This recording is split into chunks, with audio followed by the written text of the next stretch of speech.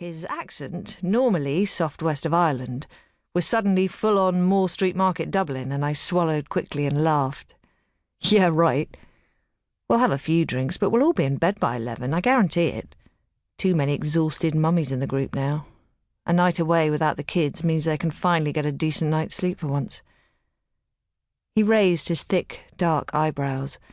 Once a monobrow, until I'd finally pinned him to the bed one day, brandishing my tweezers.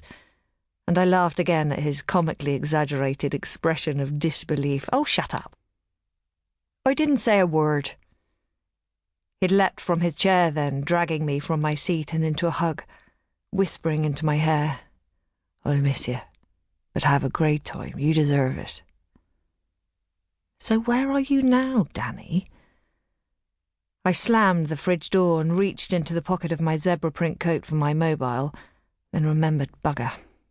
There'd been some sort of delay with Danny's new workplace providing him with a company mobile phone. It would, they promised, finally be ready for Monday.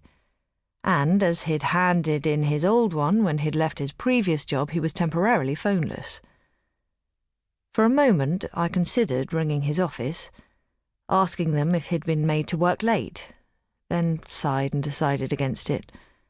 A bit much, probably, when he'd only been in the job for such a short time, to have his wife calling, wondering where he was. Email, then? He still had his tablet, and emailing had worked reasonably well over the past few weeks, when we'd needed to get hold of each other. We both had Skype, too, for emergencies, although we hadn't needed to use it so far, and just like calling his office, I thought Skyping him might be a bit intrusive. Yes, email.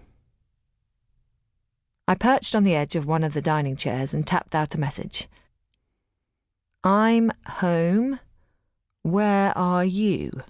And more to the point, where's my dinner? And my fizz? Gee, kiss, kiss. I hit send, checked the time, and stood up with a sigh. Just after 7. I'd go and unpack, have a nice hot shower, change. We could get some food delivered instead of cooking, and maybe Danny could call in at the off-licence on his way home to pick up some bubbly, I thought. I glanced around the kitchen, noticing that at least he'd washed up, wiped down the surfaces, replaced the chopping knives neatly in their wooden block.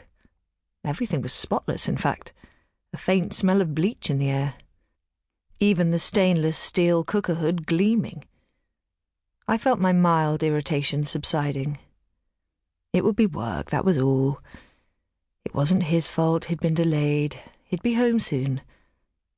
Slipping my coat from my shoulders, I headed back down the hall to retrieve my bags.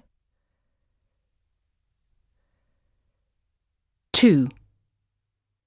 Holy cow. It's like looking at brothers. Coincidence or not? What do you make of that, Gov? Detective Sergeant Devon Clark glanced over his shoulder. Behind him, Detective Chief Inspector Helena Dickens nodded slowly, indigo eyes fixed on the 2 photos on the board. I dunno. Not yet, anyway.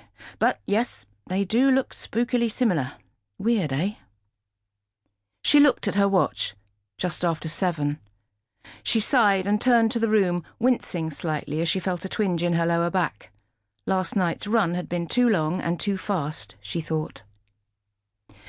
OK, gather round, everyone. I'm sorry to do this to you all on a Friday evening, but with a second murder on our hands now, I'm going to have to ask you to work right through the weekend, as I'm sure you've already guessed. Let's just go through what we've got so far, so it's all clear in everyone's minds, and then I'll distribute jobs. She waited, turning back to scan the board as chairs scraped and feet shuffled. Then the room fell silent, the rain which had started to fall an hour ago beating an urgent tattoo against the windows, the air thick with the smell of stale coffee. Thanks. Right. Well, I know some of you have just been brought into Bristol today to swell our numbers, so thank you for that.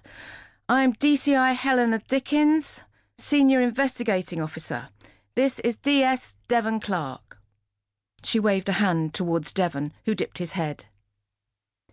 It's been a while since...